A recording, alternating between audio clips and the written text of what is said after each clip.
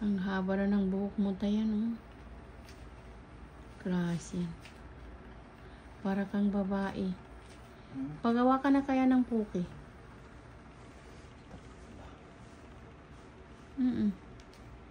Tapos may puki, tapos malaking tiyan, ibig sabihin buntis.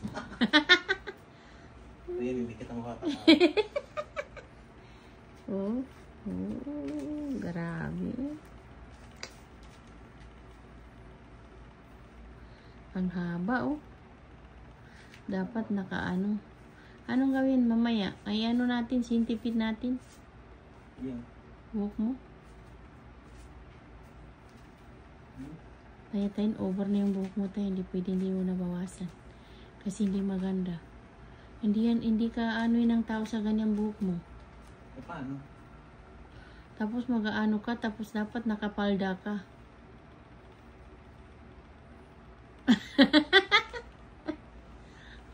Dahil. Wala, sablay. Sablay ka lang.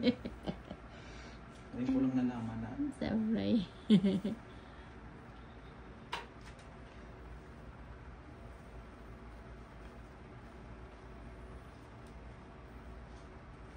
Nandiyan po yung pagkain.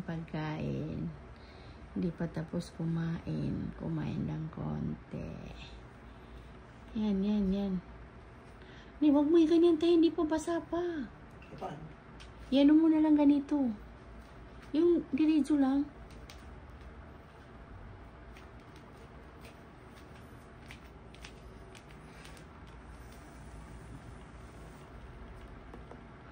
Sutin mo na ng diretso.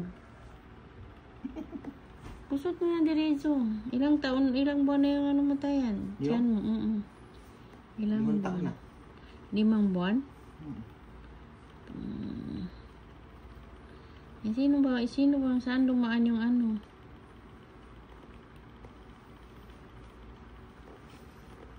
Nasablay talaga. Ang haba na ng buhok mo tayo, no? Over na tayo, hindi maganda. Over. Dapat may puki ka. Nakapalda. Tapos, abaya lang di natalukbong. Oh, sino bang ano? Tapos wala kang balbas. Sino makakala na hindi ka babae? Dati, di ba ginawa mo? Inanuhan mo ako? Dati? May balbas. Dati kasi wala ka pa balbas eh. Dati hindi ganyan, may balbas ka. Dati. Dayan, punta tayo ng butika. Bilihan mo ko na yung gamot. Tara. Sige. Punta tayo.